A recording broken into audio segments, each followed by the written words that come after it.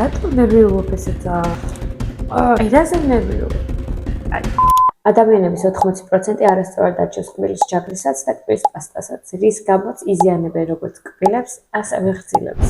გამარჯობა, მე ვარ ელენე ცხადაძე, ექიმი, თერაპევტი და მომავალი პაროდონტოლოგი. რა გვჭირდება იმისთვის, რომ სწორად გავიწმინდოთ კბილები? ჯაგრისი, კბილის პასტა და ინტრადენტალური ჯაგრისები. თითოეული ჯაგრისი უნდა იყოს ინდივიდუალურად შერჩეული თითოეული პაციენტისთვის.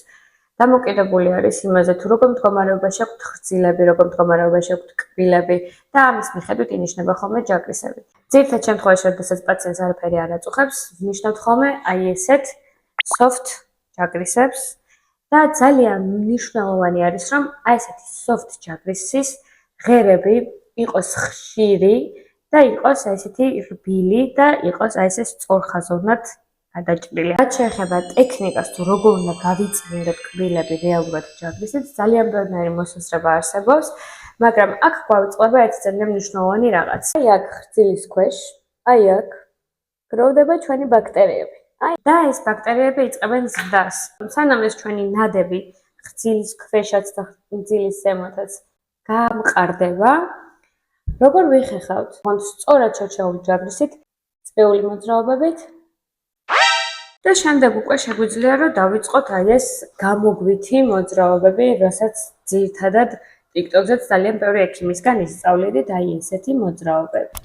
ძირითად შემთხვევაში პაციენტები ვერ იწმენდნენ აი ამ ნაწილებს.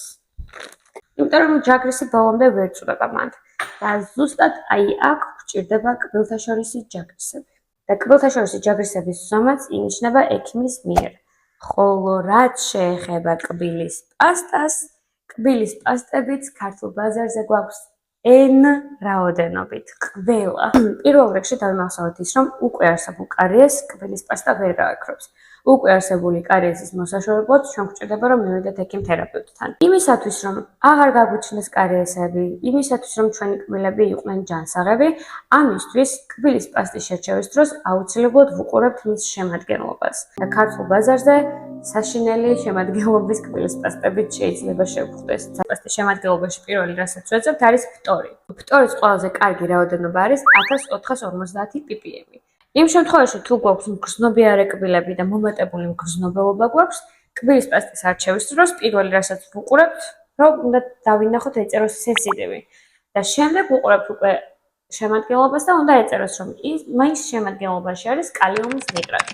რაც შეეხება მათეთრებელ კბილის პასტებს, მათეთრებელ კბილის პასტებთან უნდა ვიყოთ ცოტა ფრთხილად, იმიტომ რომ მაღალაბრაზიულია, მაღალაბრაზიულობა ნიშნავს რომ სქელი დიდი კრისტალებისგან შედგება, ეს და ეს სქელი დიდი კრისტალები ძირითადად ცოტა მინიმალური გაკაჭვის ხარჯზე ახდენს ხოლმე გათეთრებას.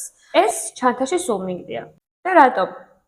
აი მაგალითად წავედი კაფეში, ჭამე რაღაცა ისეთი, რომელიც კბილში გამეჭედა, შევდივარ საპირფარეშოში, ჰოპ, აღარ არის კბილში. აი ამისთვის ვიყენებ ხოლმე მე პირადად ფლოს. ძალიან მინდა რომ საინტერესო ვიდეოები შემოგთავაზოთ ხოლმე და ჩემი პროფესიაც შემოვაცუნცულო YouTube-ის პლატფორმაში. თუ ამ ვიდეოს ბოლოს უკვე გაგიჩნდათ რაიმე კითხვები, დამიწერეთ კომენტარებში და მე ამ ყველა კითხვაზე გაგცემთ პასუხს. ესეთ სტილში ვიდეოს გადაღება ჩემთვის ახალია. და ძალიან მინდა რომ თქვენი აქტიურობიდან გამომდინარე მეც უფრო მეტი ვისწავლო და თქვენც უფრო მეტი ისწავლოთ შემდეგ ჩემგანაც. მე ვისწავლი YouTube-ს, თქვენ ისწავლით სტომატოლოგიას. თუ აქამდე მოხვედით, ძალიან დიდი მადლობა რომ ბოლომდე მიყურეთ. სასიამოვნო იყო თქვენი გაცნობა. იმედია რომ შემდეგ ვიდეოებშიც სიხარულით მიხილავთ და მეც დიდი სიხარულით გაგიზიარებთ ჩემს ცოდნას.